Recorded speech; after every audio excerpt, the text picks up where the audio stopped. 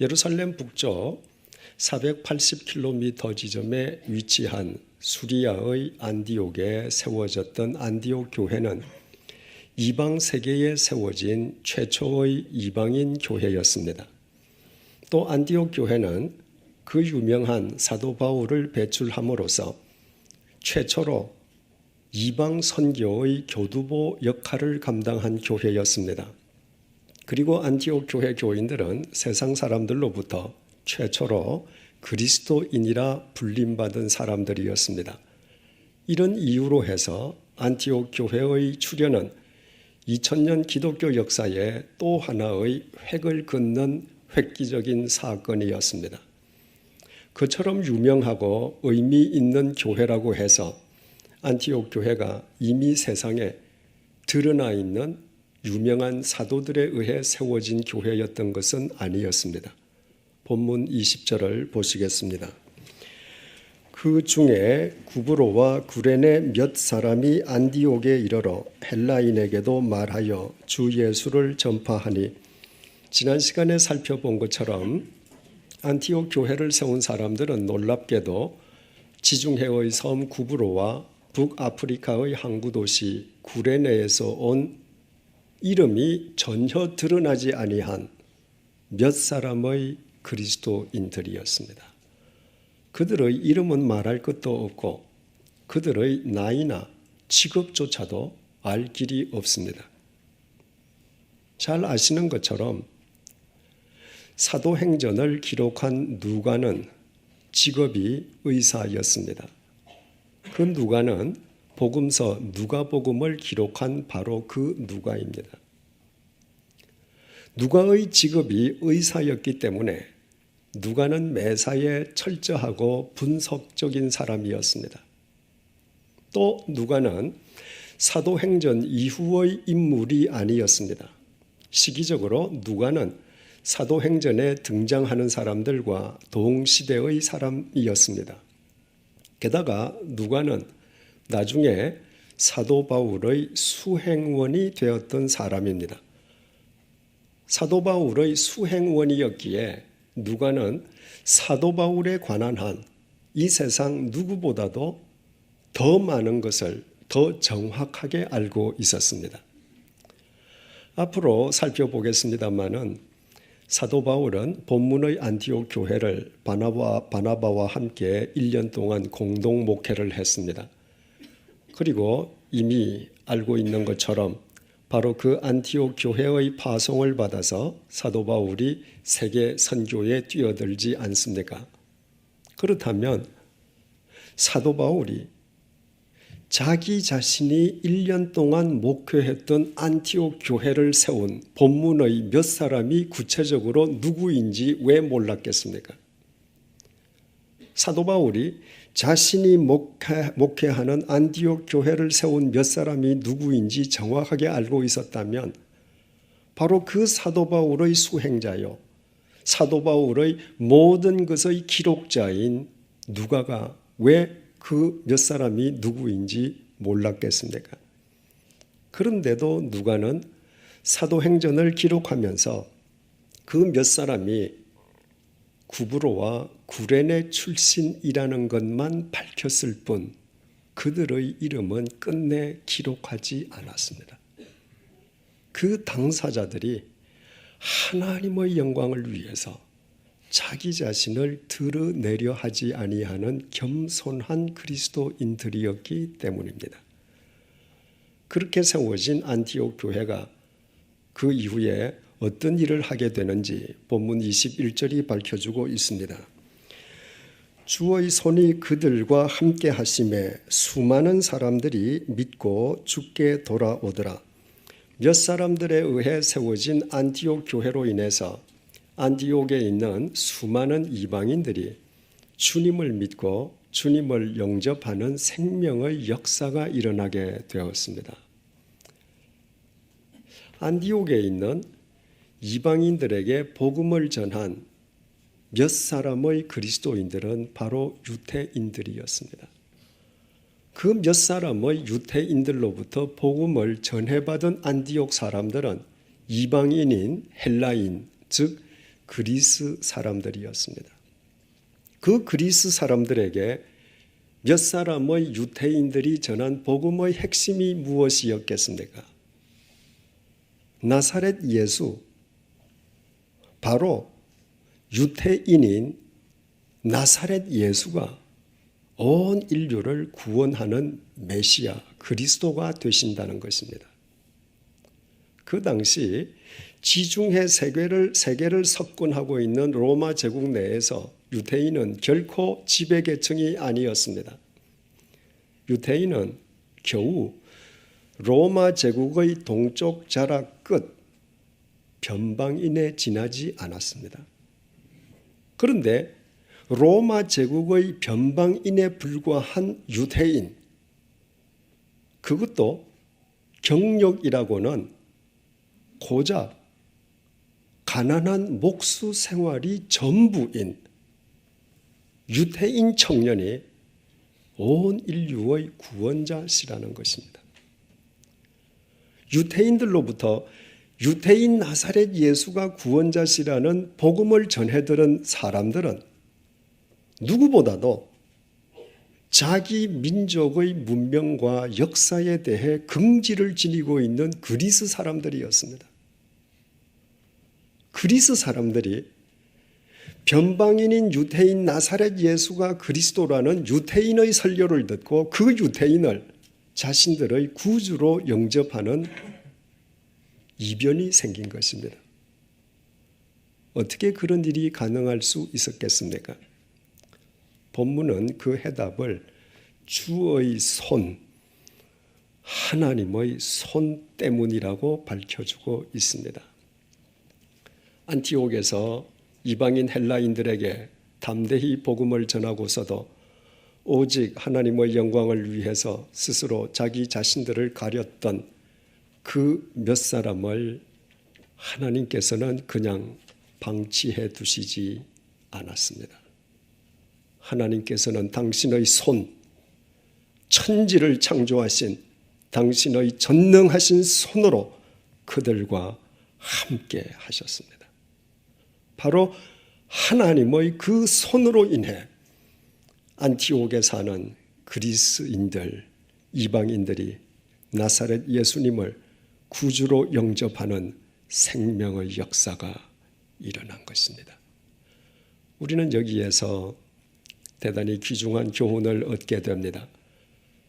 이 세상 그 누구도 아무리 보잘것없는 사람이라 할지라도 하나님의 손, 전능하신 하나님의 손에 사로잡혀 살기만 하면 그의 삶을 통해 반드시 하나님의 역사가 일어난다는 것입니다.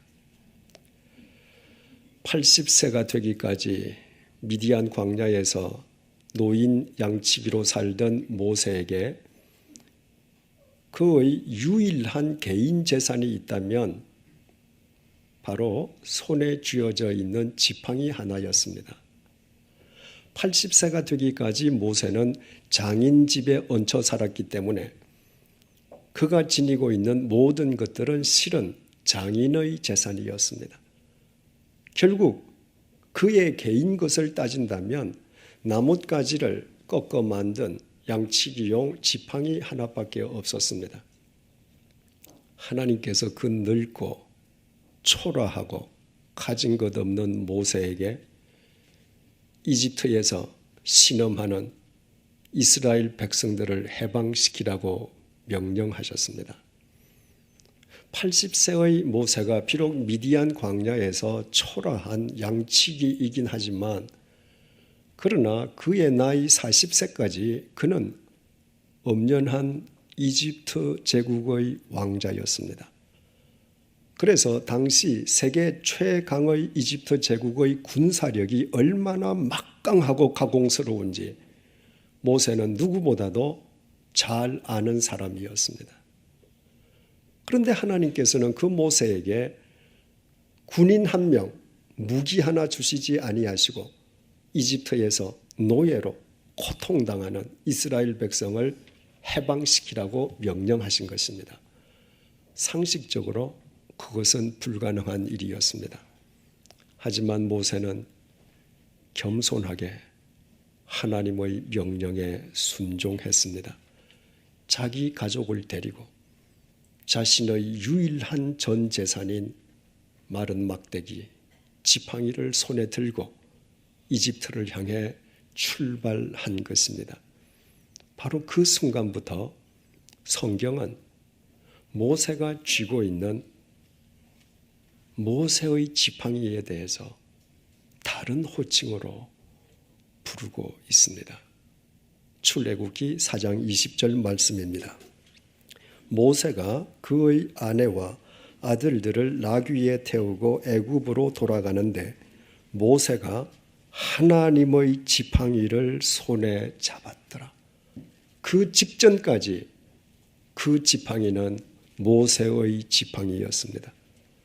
그러나 모세가 하나님의 명령에 순종해서 에집트를 향해 첫 발을 내딛는 순간부터 하나님께서는 그 모세의 지팡이를 가리켜 하나님의 지팡이라고 말씀하셨습니다.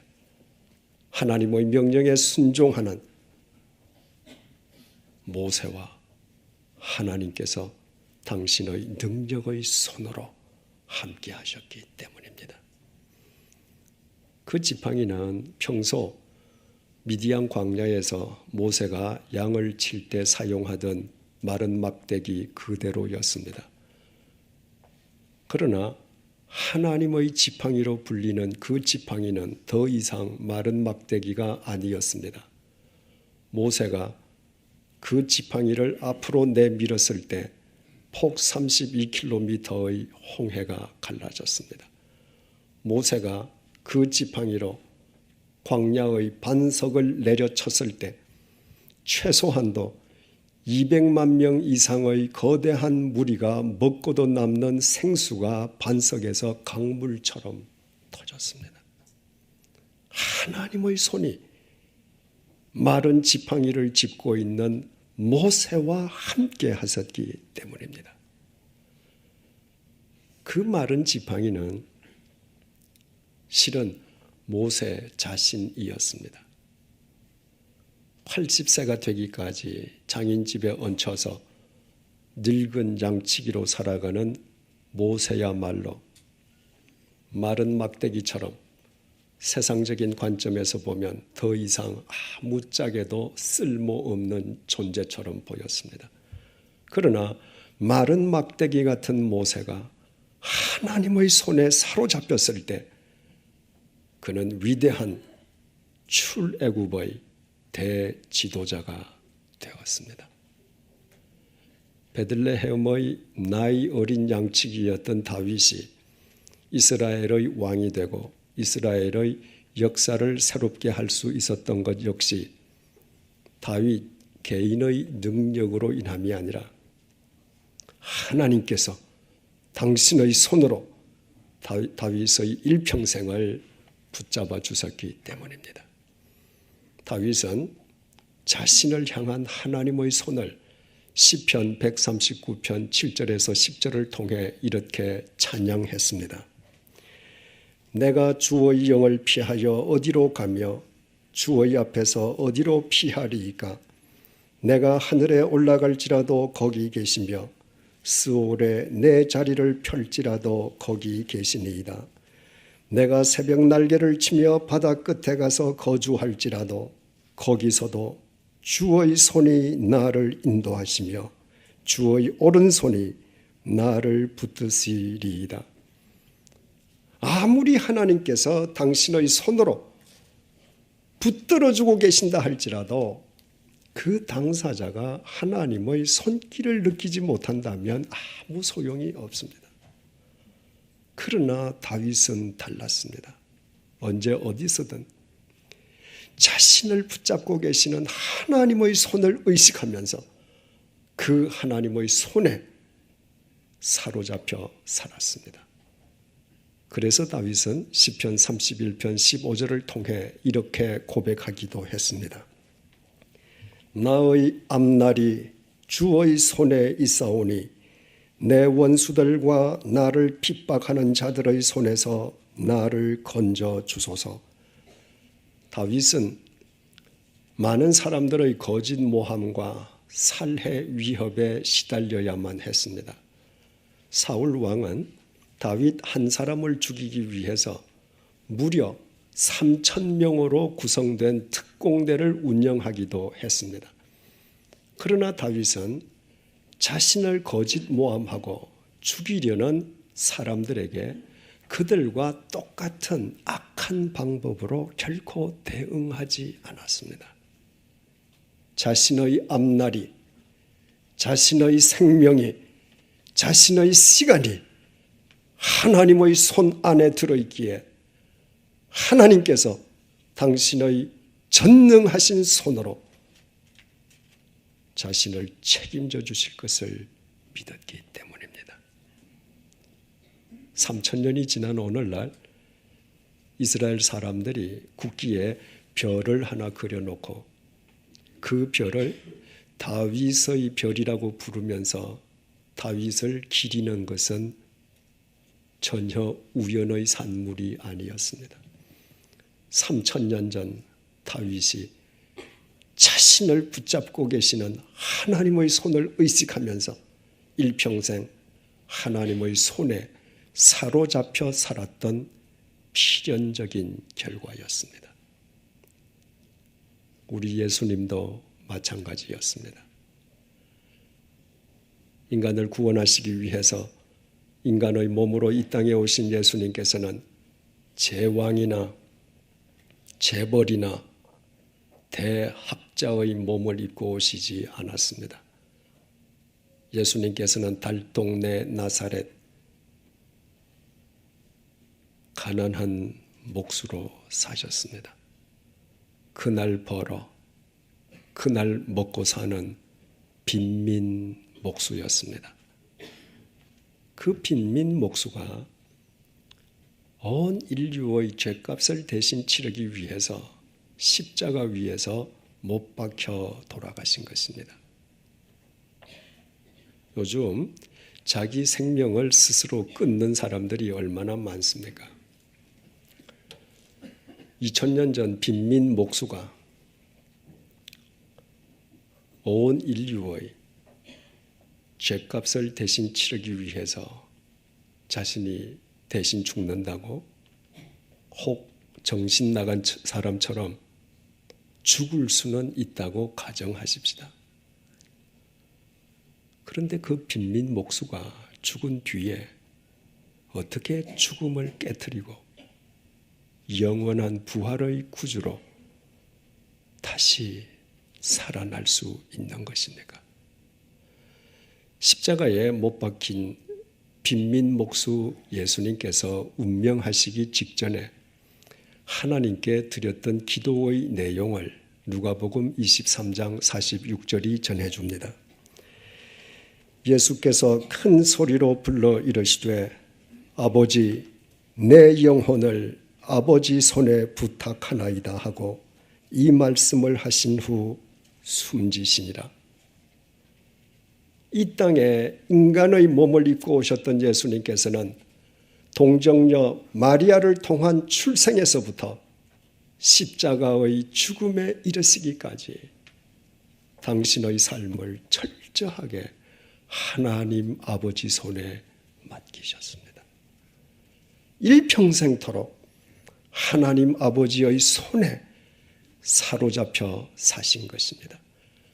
그래서 그분이 이 땅에 계실 때에는 달동네 나사렛의 빈민 목수에 지나지 않았지만 그러나 그분이 인류의 죄값을 대신 치르시기 위해 십자가 위에서 돌아가셨을 때 하나님 아버지께서 당신의 전능하신 손으로 죽음을 깨트리고 예수님을 영원한 부활의 구주로 세우심으로 누구든지 예수 그리스도 안에 있기만 하면 하나님의 그 영원하신 손에 의해 영원히 살 수 있음을 만천하에 보여주셨습니다. 본문 속 안티옥의 이름도 드러나지 아니한 무명의 몇 명의 그리스도인들이 하나님의 손에 사로잡혀 안티옥의 이방인 세계 속에서 생명의 역사를 일으키고 마른 막대기 같은 80세 노인 양치기 모세가 하나님의 손에 사로잡혀서 출애굽의 대역사를 이루고 나으린 베들레헴의 양치기 다윗이 일평생 하나님의 손에 사로잡혀 삶으로 3000년이 지난 지금까지 이스라엘의 별로 기림을 받고 십자가에 못 박혀 돌아가신 예수님께서 하나님의 손에 사로잡혀 죽음을 깨뜨리시고 영원한 부활의 구주로 다시 살아나셨다고 하는 것은 우리의 관점에서 본다면 그 모든 것들은 기적임이 분명합니다. 그러나 하나님의 손은 우리의 손과 다르지 않습니까? 하나님의 손은 천지를 창조하신 전능하신 손이지 않습니까? 그렇다면 전능하신 하나님의 손에 의해 그런 일이 일어난다는 것은 당연한 일일 뿐 하나님께는 결코 기적일 수 없습니다. 기적은 따로 있습니다. 하나님께서 이사야 41장 10절을 통해 우리에게 이렇게 말씀하고 계십니다. 두려워하지 말라. 내가 너와 함께 함이라. 놀라지 말라.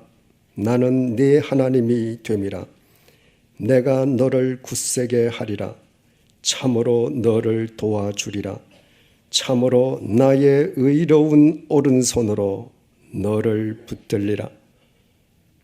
기적은 하나님 아버지께서 보잘것없는 우리에게 이미 당신의 전능하신 손을 내밀고 계신다는 사실입니다.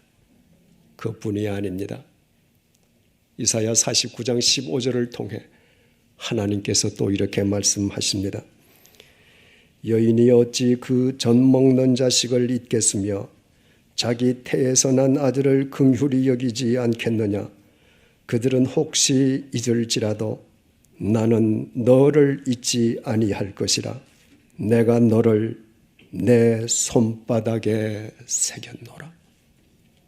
기적은 하나님께서 우리를 잊지 아니하시려고 당신의 손, 당신의 전능하신 손바닥에 우리 각자의 이름을 새겨두셨다는 것입니다.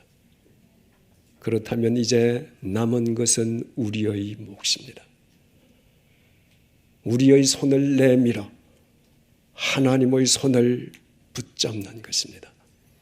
오직 말씀과 기도 속에서 우리의 삶을 하나님의 손에 온전히 의탁하는 것입니다. 본문 속 안디옥의 몇 사람의 그리스도인들처럼 미디안 광야의 모세처럼 베들레헴의 나이 어린 양치기 다윗처럼 십자가 위에서 고통을 당하셨던 나사렛 예수님처럼 철저하게 하나님의 손에 사로잡혀 사는 것입니다. 생각을 해보십시오. 아무리 우리가 보잘것없다 할지라도 우리가 전능하신 하나님의 손에 사로잡혀 살 때 어찌 우리의 삶 속에 새 역사가 일어나지 않겠습니까?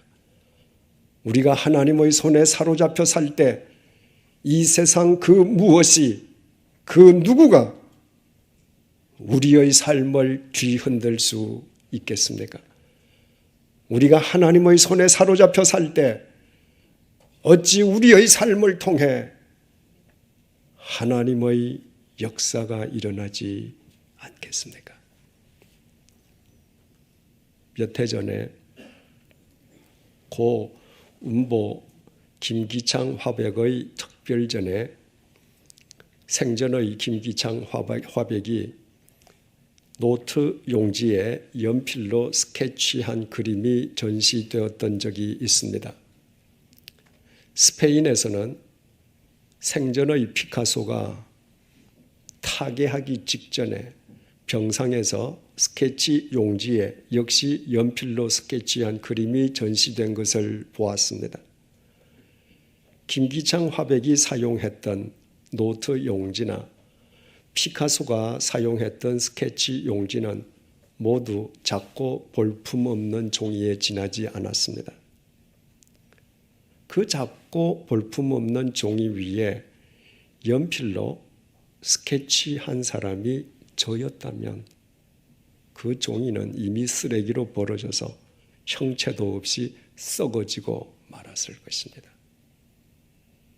그런데 그 종이 위에 스케치한 사람의 손이 김기창 화백의 손이요 피카소의 손이었기 때문에 그 작고 보잘것없는 종이가 의젓한 예술품으로 대접받고 있습니다. 똑같은 종이 한 장이지만 누구 손에 쥐어져 있느냐에 따라서 쓰레기가 될 수도 있고 값진 예술품이 될 수도 있습니다. 중요한 것은 무엇이냐가 아니라 누구 손에 잡혀 있느냐 하는 것입니다. 인생도 이와 똑같습니다. 우리에게 중요한 것은 우리가 출세하고 얼마나 많은 것을 지니느냐 하는 것이 아니라 누구의 손에 사로잡혀 사느냐 하는 것입니다.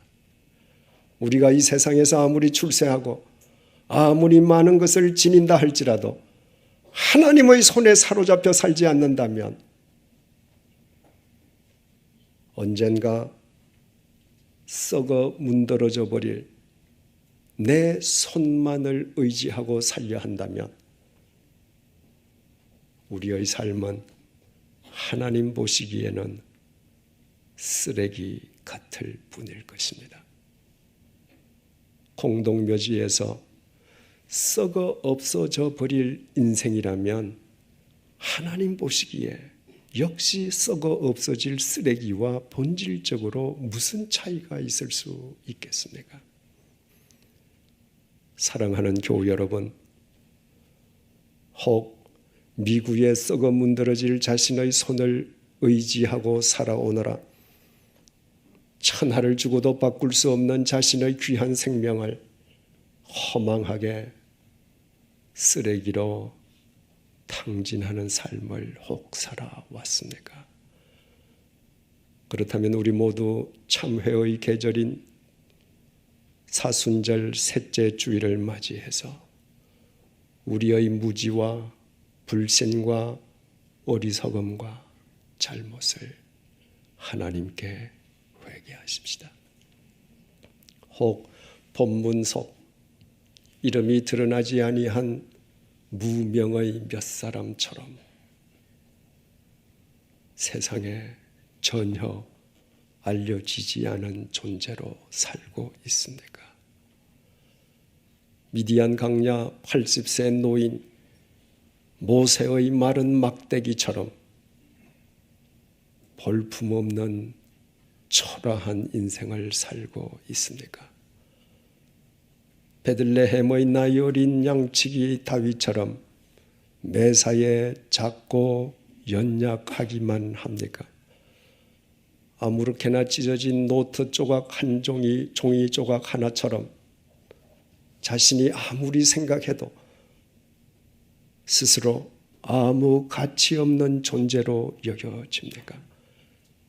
십자가에 못 박히신 나사렛 예수님처럼 죽음의 고통의 죽음 속으로 빠져들고 있습니까? 그러나 두려워하지 마십시오. 우리를 향해 하나님께서 이미 내밀고 계신 하나님의 전능하신 손이 있음을 잊지 마십시다.